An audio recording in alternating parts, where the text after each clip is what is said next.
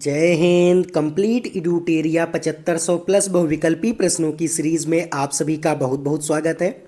मित्रों, यह जो सामान्य अध्ययन की बुक है ये सभी प्रकार के जो PCS, all state PCS, BPSC, SSC, railway, banking, CDS, NDA और जितने भी टीचर एग्ज़ाम होते हैं जिसमें भी सामान्य अध्ययन यहाँ पर पूछा जाता है उन सभी एग्ज़ाम के लिए ये जो बुक है वो काफ़ी इम्पॉर्टेंट है। और इस बुक में टोटल 150 प्रैक्टिस सेट दिए गए हैं।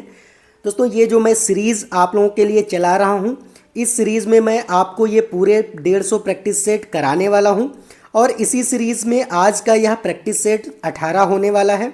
17 प्रैक्टिस सेट ऑलरेडी मैंने आप लोगों के साथ डिस्कस कर लिए हैं। अगर आपने उन वीडियोज़ को नहीं देखा है तो उन वीडियोज़ का लिंक डिस्क्रिप्शन में है, आप देख सकते हैं। और अगर आप चैनल पर नए हैं तो इसको सब्सक्राइब जरूर कर लीजिए, क्योंकि यहाँ पर मैं सारे प्रैक्टिस सेट आप लोगों के साथ डिस्कस करने वाला हूँ। चलिए अब इस प्रैक्टिस सेट का पहला क्वेश्चन देख लेते हैं। तो पहला क्वेश्चन है यहाँ पर कि भारतीय संविधान के किस संशोधन द्वारा नगर पालिका कानूनों को अद्यतन यहाँ पर बना दिया गया है। 71वें संविधान संशोधन द्वारा, 72वें संविधान संशोधन द्वारा, या फिर 74वें संविधान संशोधन द्वारा, या फिर 73वें संविधान संशोधन द्वारा। तो यहाँ पर 74वें संविधान संशोधन द्वारा, इसलिए सी ऑप्शन यहाँ पर करेक्ट हो जाएगा। जो 74वां संविधान संशोधन हुआ था उसमें नगर पालिका जो उसके कानून थे उसको अद्यतन बना दिया गया था। अब सेकंड क्वेश्चन देख लेते हैं। सेकंड क्वेश्चन है कि भारतीय राष्ट्रीय महिला आयोग के कार्य निर्दिष्ट हैं। यहाँ पर जो राष्ट्रीय महिला आयोग है उसके कार्य कौन कौन से निर्दिष्ट किए गए हैं। ए ऑप्शन है कि राष्ट्रीय महिला आयोग अधिनियम 1990 की धारा 12 में। फिर है बी ऑप्शन की राष्ट्रीय महिला आयोग अधिनियम 1990 की धारा 15 में। सी ऑप्शन है कि राष्ट्रीय महिला आयोग अधिनियम 1990 की धारा 10 में, या फिर राष्ट्रीय महिला आयोग अधिनियम 1990 की धारा यहाँ पर 3 में। तो राष्ट्रीय जो महिला आयोग है वहाँ पर 1990 की जो धारा 10 है उसमें यहाँ पर राष्ट्रीय महिला आयोग के कार्य बताए गए हैं, इसलिए सी ऑप्शन यहाँ पर करेक्ट हो जाएगा। अब 3 नंबर क्वेश्चन है कि राष्ट्रीय आंदोलन के प्रथम चरण में कांग्रेस की निम्नलिखित में से कौन सी मांग यहाँ पर नहीं थी। जो राष्ट्रीय आंदोलन था उसका जो प्रथम चरण था उसमें कांग्रेस की कौन सी मांग यहाँ पर नहीं थी। तो ए ऑप्शन है कि लेजिस्लेटिव काउंसिल के सदस्यों की संख्या में वृद्धि, काउंसिलों के जनप्रतिनिधियों की संख्या में वृद्धि। सी ऑप्शन है कि कार्यपालिका एवं न्यायपालिका का पृथक्करण, या फिर डी ऑप्शन होगा कि कार्यपालिका एवं न्यायपालिका का एकीकरण। तो यहाँ पर कार्यपालिका और न्यायपालिका का एकीकरण यहाँ पर इसकी मांग नहीं की गई थी, इसलिए डी ऑप्शन यहाँ पर करेक्ट हो जाएगा। अब 4 नंबर क्वेश्चन है कि निम्नलिखित में से किस वर्ष में लॉर्ड विलियम बेंटिंग द्वारा प्रेस की स्वतंत्रता यहाँ पर प्रदान कर दी गई थी। तो 1832 ईस्वी में, 1833 ईस्वी में, 1834 ईस्वी में, या फिर 1835 ईस्वी में। तो यहाँ पर 1835 ईस्वी में लॉर्ड विलियम बेंटिंग द्वारा यहाँ पर भारत में प्रेस की स्वतंत्रता प्रदान कर दी गई थी, आपको याद रखना है। तो यहाँ पर 1835 करेक्ट हो जाएगा, डी ऑप्शन। अब यहाँ पर 5 नंबर क्वेश्चन है कि निम्नलिखित में से किस मामले को भारत में जनहित याचिका का पहला दर्ज मामला यहाँ पर माना जा सकता है। तो ए ऑप्शन है कि एसपी गुप्ता बनाम भारत संघ, बी ऑप्शन है कि हुसैन आरा खातून बनाम बिहार राज्य, सी ऑप्शन है कि एमसी मेहता बनाम भारत संघ, फिर डी ऑप्शन है कि कल्याणेश्वरी बनाम भारत संघ। तो यहाँ पर जो हुसैनैरा खातून बनाम बिहार राज्य था तो यही पहला दर्ज मामला माना जा सकता है, तो इसलिए बी ऑप्शन यहाँ पर करेक्ट हो जाएगा। अब 6 नंबर क्वेश्चन देख लेते हैं कि 1833 के चार्टर अधिनियम के बारे में निम्नलिखित कथनों पर यहाँ पर विचार करना है आपको। तो देख लेते हैं। पहला है यहाँ पर कि इसने विधि आयोग की स्थापना का प्रावधान किया था। तो यहाँ पर बिल्कुल सही है। जो चार्टर अधिनियम 1833 का था यहाँ पर जो है विधि आयोग की स्थापना का प्रावधान किया गया था, तो फर्स्ट वाला करेक्ट हो जाएगा। सेकंड है कि इसने ईस्ट इंडिया कंपनी के प्रशासनिक कार्यों को समाप्त कर दिया था। तो 1833 के चार्टर अधिनियम से ये नहीं हुआ था, इसलिए बी ऑप्शन जो सेकंड है वो गलत हो जाएगा। अब थर्ड जो है वो देख लेते हैं कि यूरोपीय अप्रवासन और भारत में संपत्ति के अधिग्रहण पर सभी प्रतिबंध हटा दिए गए थे। तो 1833 के चार्टर अधिनियम से ये भी काम किया गया था कि भारत में संपत्ति के जो अधिग्रहण था उसके सभी प्रतिबंध यहाँ पर हटा दिए गए थे। तो पहला और तीसरा यहाँ पर करेक्ट हो जाएगा, इसलिए बी ऑप्शन करेक्ट हो जाएगा। अब 7 नंबर क्वेश्चन है कि सप्तर्षि के संदर्भ में निम्नलिखित में से कौन सा यहाँ पर कथन सही है। जो सप्तर्षि माना जाता है आकाश में, उसके कौन सा यहाँ पर ऑप्शन करेक्ट हो जाएगा। तो तारों का समूह, ग्रहों का समूह, उपग्रहों का समूह या फिर ध्रुव तारों का यहाँ पर समूह। तो तारों के समूह को ही यहाँ पर सप्तऋषि कहा जाता है, इसलिए ए ऑप्शन यहाँ पर करेक्ट हो जाएगा। अब 8 नंबर क्वेश्चन है कि सप्तऋषि जिसको हम कहते हैं वृत्तु एवं पुलह को मिलाने वाली रेखा निम्न में से किस दिशा का यहाँ पर सूचक है। उत्तर दिशा का सूचक है, दक्षिण है, पूर्व है या फिर यहाँ पर पश्चिम हो जाएगा। तो उत्तर दिशा में ही ये उगते हैं, मतलब निकलते हैं उत्तर दिशा में आसमान में, तो इसलिए उत्तर दिशा का ये सूचक है सप्तऋषि जो है। तो इसलिए ए ऑप्शन यहाँ पर करेक्ट हो जाएगा। अब 9 नंबर क्वेश्चन है कि ध्रुव तारा एक स्थिर तारा है जो अवस्थित है। जो ध्रुव तारा है वो एक स्थिर तारा है, मतलब कि चलायमान नहीं है। तो वो कहाँ पर स्थित है, तो उत्तरी अक्ष पर है, दक्षिणी अक्ष पर है, भूमध्य रेखा पर है या फिर यहाँ पर मकर रेखा पर है। तो ये उत्तरी अक्ष पर है, इसलिए ए ऑप्शन करेक्ट हो जाएगा। अब 10 नंबर क्वेश्चन है कि निम्नलिखित में से यूक्रेन किसके साथ अपनी सीमा साझा करता है। तो यहाँ पर ये आपको बताना है कि जो यूक्रेन देश है वो किसके साथ यहाँ पर सीमा साझा करता है। तो ये हो जाएगा रोमानिया, बिल्कुल सही है। रोमानिया के साथ भी यहाँ पर जो यूक्रेन है वो सीमा साझा करता है। मालडोवा के साथ भी करता है, यहाँ पर काला सागर के साथ भी यहाँ पर करता है और रूस के साथ भी अपनी सीमा साझा करता है। दोस्तों जो यूक्रेन है रूस के साथ भी साझा करता है, इसीलिए यूक्रेन और रूस का वर्ल्ड वार चल रहा था अभी, मतलब कि वहाँ पर युद्ध हो रहा था। तो 1, 2, 3 और 4 यहाँ पर करेक्ट हैं। और यहाँ पर जॉर्जिया के साथ नहीं करता है और बुल्गारिया के साथ यहाँ पर करता है या नहीं, तो नहीं करता है। तो यहाँ पर 1, 2, 3 और 4 केवल करेक्ट होंगे, इसलिए सी ऑप्शन यहाँ पर करेक्ट हो जाएगा। उम्मीद है आपको ये सारे क्वेश्चन समझ में आ रहे होंगे। अगर आपको ये वीडियो अच्छा लग रहा है तो वीडियो को लाइक कर दीजिए, और नए हैं अगर चैनल पर तो इसको सब्सक्राइब जरूर कर दीजिए, क्योंकि यहाँ पर मैं आपको पूरे प्रैक्टिस सेट की यहाँ पर डिस्कशन यहाँ पर कराने वाला हूँ। चलिए अब 11 नंबर क्वेश्चन देख लेते हैं कि अशोक के शिलालेख के अनुसार मगध साम्राज्य में निम्नलिखित में से कौन सा यहाँ पर प्रांतीय केंद्र शामिल था। तो तोसाली था, उज्जैनी था, तक्षशिला था और इंद्रप्रस्थ यहाँ पर शामिल था। तो पहला मतलब तोसाली यहाँ पर शामिल था, उज्जैनी भी शामिल था और तक्षशिला भी यहाँ पर शामिल था।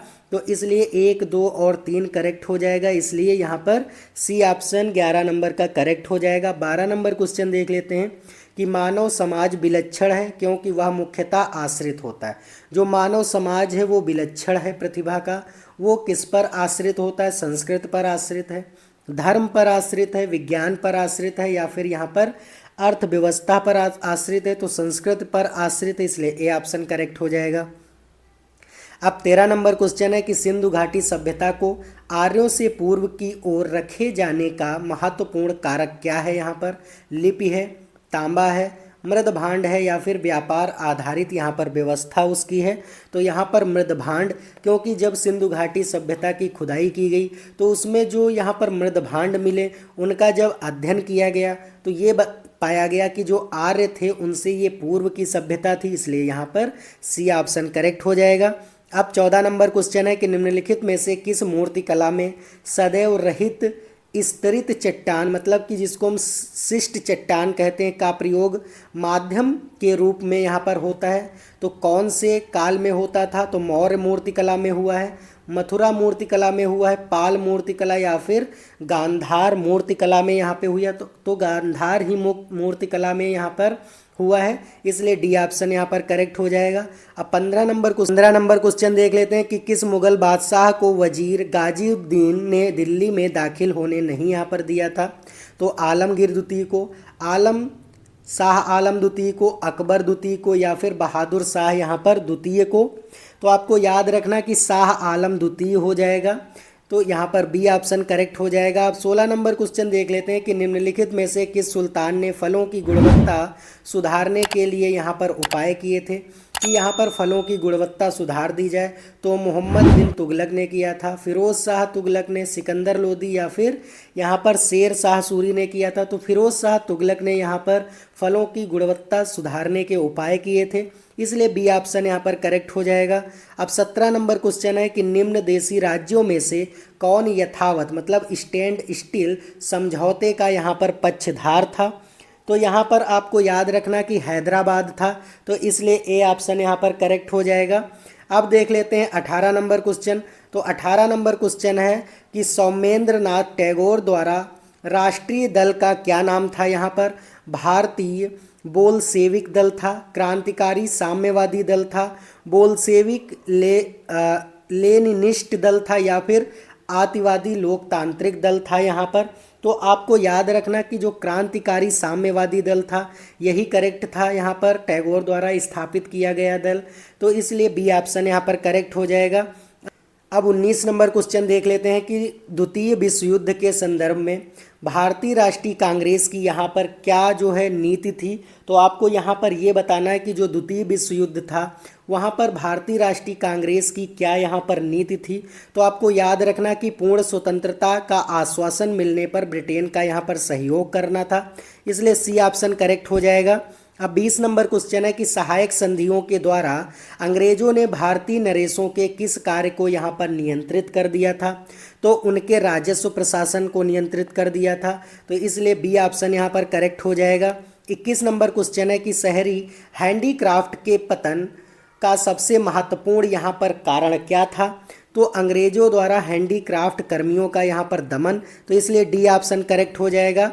अब 22 नंबर क्वेश्चन देख लेते हैं कि सिंध पर कब्जा करने का हक हमें नहीं है, किंतु फिर भी हम ऐसा करेंगे और यह एक बहुत लाभदायक, उपयोगी तथा मानवतापूर्ण नीचता होगी। यह किसकी उक्ति है यहाँ पर। तो लॉर्ड ऑकलैंड की थी, लॉर्ड एलनबरो की थी या फिर जेम्स आउट्रम की थी या फिर चार्ल्स नेपियर की थी। तो आपको याद रखना ये चार्ल्स नेपियर की यहाँ पर रणनीति थी, उक्ति थी, तो इसलिए डी ऑप्शन यहाँ पर करेक्ट हो जाएगा। अब 23 नंबर क्वेश्चन है कि मीर कासिम द्वारा ईस्ट इंडिया कंपनी को दी जाने वाली जिम्मेदारियों में निम्नलिखित में से कौन सी यहाँ पर सम्मिलित नहीं थी। 24 परगना, बर्दवान, चटगांव या फिर मिदनापुर यहाँ पर जो है सम्मिलित नहीं था। तो आपको याद रखना कि 24 परगना यहाँ पर सम्मिलित नहीं था, इसलिए क्या हो जाएगा, ए ऑप्शन यहाँ पर करेक्ट हो जाएगा। 24 नंबर क्वेश्चन देख लेते हैं कि लॉर्ड लिटन द्वारा गृहीत वार्नाकुलर प्रेस एक्ट 1878 का यहाँ पर उद्देश्य क्या था। तो आपको याद रखना कि भारतीय भाषाओं में प्रकाशित जो समाचार पत्र थे उनको यहाँ पर प्रतिबंध लगाना था। यही जो है लॉर्ड लिटन का जो वर्नाकुलर प्रेस एक्ट था 1878 का, उसका यही उद्देश्य था, इसलिए यहाँ पर डी ऑप्शन करेक्ट हो जाएगा। अब 25 नंबर क्वेश्चन है कि अंग्रेजों ने बंगाल विभाजन के पीछे यहाँ पर क्या तर्क दिया था। तो यहाँ पर आपको याद रखना है कि सत्ता का विकेंद्रीकरण करने के लिए, बंगाल में फैल रहे राष्ट्रवाद को रोकने के लिए, प्रशासनिक सुविधा के लिए या फिर पृथक निर्वाचन देने के लिए। तो प्रशासनिक सुविधा का यहाँ पर तर्क दिया था, इसलिए सी ऑप्शन करेक्ट हो जाएगा। 26 नंबर क्वेश्चन है कि श्यानता का गुण पाया जाता है। तो श्यानता का गुण पाया जाता है केवल द्रव्य में और केवल गैस में। तो यहाँ पर ए और बी दोनों करेक्ट हो जाएगा, इसलिए डी ऑप्शन करेक्ट हो जाएगा। अब 27 नंबर क्वेश्चन है कि गुरुत्वाकर्षण के प्रत्यक्ष प्रभाव के कारण चट्टानों और भूमि के कणों की अपने मूल स्थानों से हटकर किसी निचले स्थान पर एकत्रित होने की यहाँ पर क्रिया क्या कहलाती है। तो यहाँ पर वृहत क्षरण कहलाता है, इसलिए बी ऑप्शन यहाँ पर करेक्ट हो जाएगा। अब 28 नंबर क्वेश्चन है कि स्थिर धारा वाली प्रणालिका का उपयोग किस रूप में यहाँ पर किया जा सकता है। तो यहाँ पर प्रकाश के रूप में स्थिर धारावाही प्रणालिका का प्रयोग किया जाता है, इसलिए सी ऑप्शन करेक्ट हो जाएगा। अब 29 नंबर क्वेश्चन है कि मायोग्लोबिन में हीम जैविकीय रूप में महत्वपूर्ण है, जिसका उपयोग या जिसका प्रयोग निम्न के संचय में यहाँ पर किया जाता है। तो किसके यहाँ पर संचय में किया जाता है। तो मांसपेशियों में ऑक्सीजन के संचय के लिए किया जाता है, इसलिए यहाँ पर सी ऑप्शन करेक्ट हो जाएगा। अब 30 नंबर क्वेश्चन है कि वह सबसे छोटा जीव कौन सा है जो स्वयं विकास एवं प्रजनन करने में यहाँ पर समर्थ होता है। तो ये जो है माइक्रोप्लाज्मा होता है, इसलिए सी ऑप्शन यहाँ पर करेक्ट हो जाएगा। 31 नंबर क्वेश्चन है कि सामान्यतः स्त्रियों की आवाज़ का तारतम्य यहाँ पर क्या होता है, तो पुरुषों की तुलना में अधिक होती है, पुरुषों की तुलना में थोड़ी कम होती है, पुरुषों की तुलना में बहुत कम होती है, या फिर उतना ही होता है जितना पुरुषों की आवाज़ में यहाँ पर होता है। तो यहाँ पर पुरुषों की तुलना में थोड़ा अधिक होती है, इसलिए ए ऑप्शन यहाँ पर करेक्ट हो जाएगा। अब 32 नंबर क्वेश्चन है कि पेनिसिलिन में किसका संश्लेषण यहाँ पर निरोधित होता है। तो आपको ये बताना कि जो पेनिसिलिन है उसमें किसका जो है संशोधन या संश्लेषण जो है वो निरोधित होता है यहाँ पर। तो यहाँ पर जीवाणु की कोशिका भित्ति का यहाँ पर संश्लेषण निरोधित होता है, इसलिए ए ऑप्शन यहाँ पर करेक्ट हो जाएगा। अब 32 नंबर क्वेश्चन है कि स्नायु किन तंतुओं से मिलकर के यहाँ पर बनी होती है। तो आपको ये बताना है कि स्नायु जो है ये किन तंतुओं से यहाँ पर मिलकर के बनी होती है।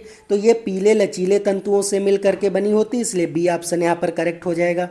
दोस्तों उम्मीद है आपको ये सारे क्वेश्चन समझ में आ रहे होंगे, आपकी तैयारी बेहतर हो रही होगी। और अगर आप चैनल पर नए हैं तो इसको सब्सक्राइब जरूर कर लीजिए।